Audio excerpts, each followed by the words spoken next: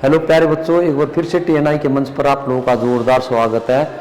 तो बेटा हम नेट में जो निबंध टॉपिक है उसकी जो यूनिट है उसको कर रहे थे। तो आज की जो क्लास है उसमें एक और निबंध है। निबंधकार का नाम है विद्यानिवास मिश्र भाई। विद्यानिवास मिश्र है निबंधकार का नाम, और बड़ा अच्छा निबंध है इनका, मेरे राम का मुकुट भीग रहा है। बड़ा अच्छा निबंध है, मेरे राम का मुकुट भीग रहा है। प्यारे बच्चों, विद्यानिवास मिश्र जो हैं वो ललित निबंधकार माने जाते हैं, और इनके आदर्श जो निबंधकार हैं वो हजारी प्रसाद द्विवेदी जी को ये अपना आदर्श निबंधकार मानते हैं। ये ब्रह्मानंद नाम से बेटा एक विद्वान के नाम से इन्होंने निबंध लिखे थे। ये भी कई बार पेपर में पूछ लिया जाता है।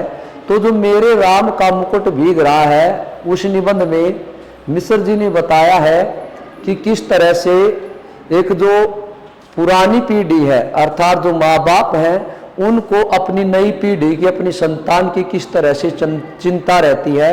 इस निबंध में प्रभु श्री राम को जब वनवास हुआ उससे पहले उनका राज्याभिषेक होना था, तो वहां से घटना को लिया गया है कि कहाँ तो प्रभु श्री राम का राज्याभिषेक होना था, कहाँ उनका वनवास हो गया। समय कितना जल्दी बदल जाता है, करवट लेता है, किसी को कुछ नहीं पता चलता।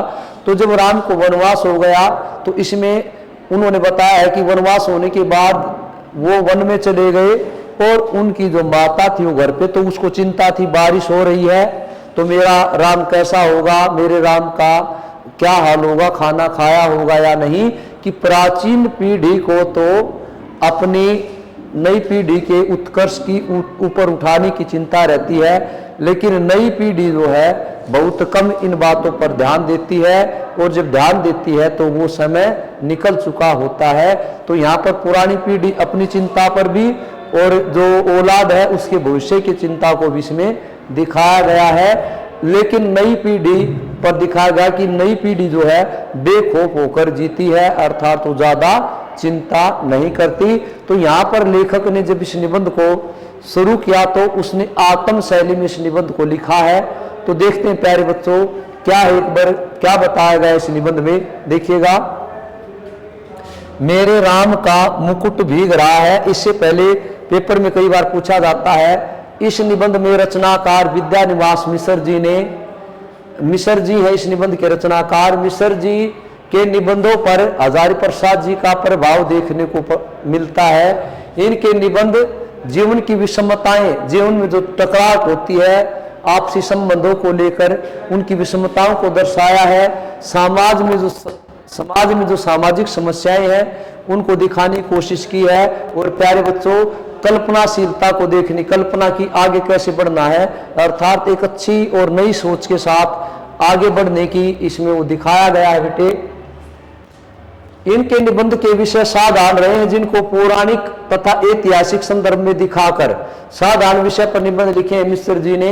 उसमें कुछ ऐतिहासिक अंश है तो कुछ पौराणिक है। जैसे पुराणों में वर्णन है राम का, तो प्यारे बच्चे बना दिया जाता है। इन्होंने ब्रह्मानंद नाम से सरस्वती के संपादक नारायण चतुर्वेदी को चिट्ठी लिखी थी। बेटे ये कई बार पूछा जाता है कि ब्रह्मानंद नाम से सरस्वती के संपादक को चिट्ठी किसने लिखी थी, तो बेटा उत्तर आएगा विद्यानिवास मिश्र। ये कई बार मैं पेपर में देखता हूं, अलग अलग एग्जाम में आता है बेटा, पूछा जाता है।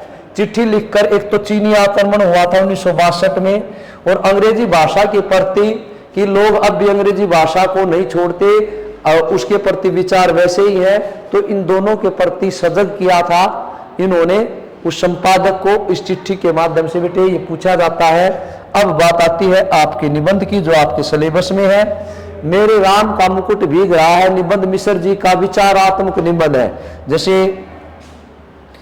निबंधों के प्रकार होते हैं कि वर्णनात्मक निबंध है, वे ऐतिहासिक निबंध है, या मनोविकार संबंधी है। लेकिन यहाँ पर जो ये निबंध है मेरे राम का मुकुट भीग रहा है, ये विचारात्मक निबंध है मिश्र जी का, और यह लेखक का ललित निबंध है। इस निबंध के माध्यम से रचनाकार ने पुरानी तथा नई पीढ़ी के विचारों को दिखाने की कोशिश की है। अब व्यक्ति का मतलब बेटा दिखाना कि पुरानी पीढ़ी के कैसे विचार होते हैं और नई पीढ़ी की कैसी विचारधारा है।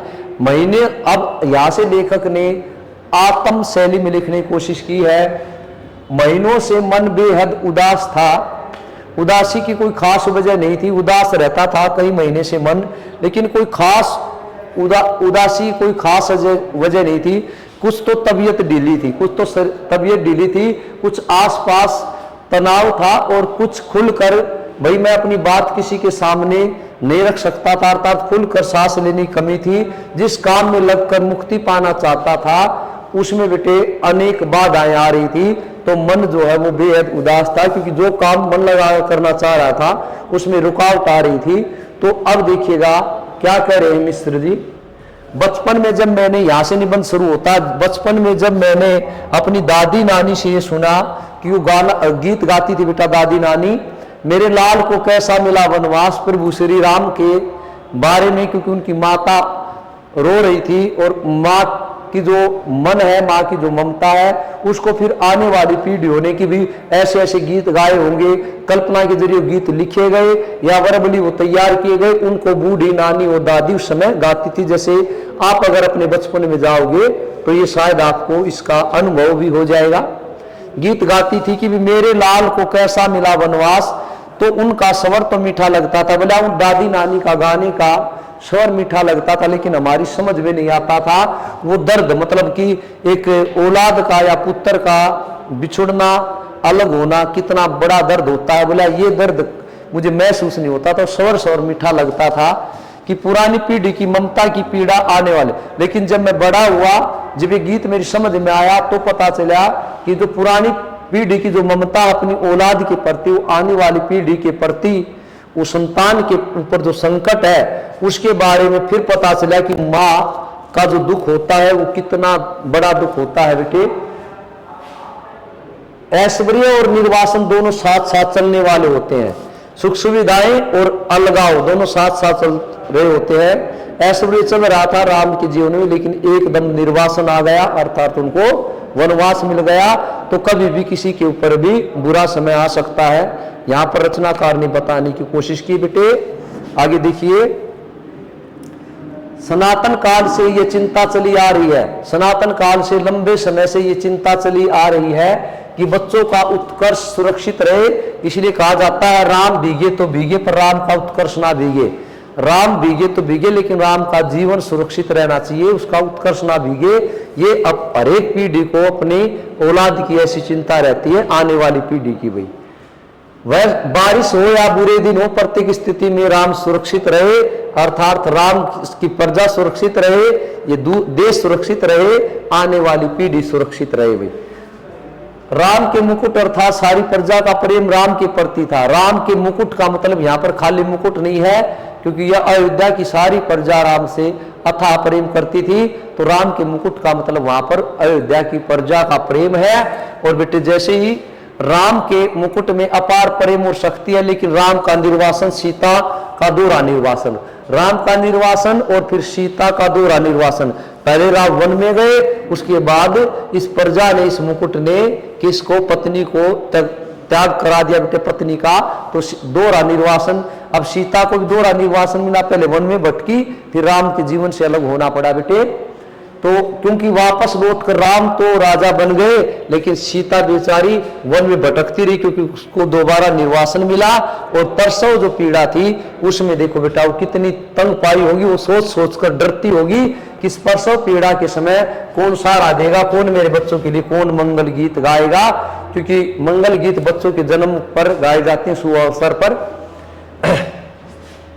फर्ज पूरा करते करते राम का मुकुट इतना भारी हो चला कि इससे दुखी होकर सीता को याद करते करते वो सीता के वर्चस्व पर भी भारी पड़ रहा था, कि भी सीता को याद करते करते वो बेटा सीता के ऊपर भी भारी पड़ रहा था, कि भी प्रजा अर्थात आने वाली जो पीढ़ी है उसके कि भी किसी भी प्रकार का कष्ट ना भोगे।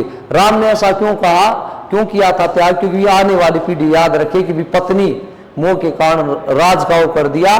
तो प्यारे बच्चों इस तरह से बताया गया कि भी प्राचीन पीढ़ी को आने वाली पीढ़ी की चिंता रहती है, यहाँ पर राम के द्वारा वो दर्शाया है। सीता को जैसे ही राम की याद आती, तुरंत कोई धीरे से इनके कान में आकर कह जाता, जैसे कि भी ग्राम तुम्हारे आखिर कहाँ हुए, अगर तुम्हारे होते तो तुम्हारे बारे में सोचते, तो बोला फिर वो जो है, अर्थात माँ बाप की अगर औलाद को याद भी आती है तो भी कोई उसको भटका देता है। इसीलिए बेटे, बारिश की भीगी रात में माँ का बिना सोए, बारिश हो रही थी और भीगी रात में माँ का बिना सोए वात्सल्य रस की मेरा राम कैसा होगा, मेरा पुत्र कैसा होगा, भीग रहा होगा, खाना मिल गया होगा या नहीं।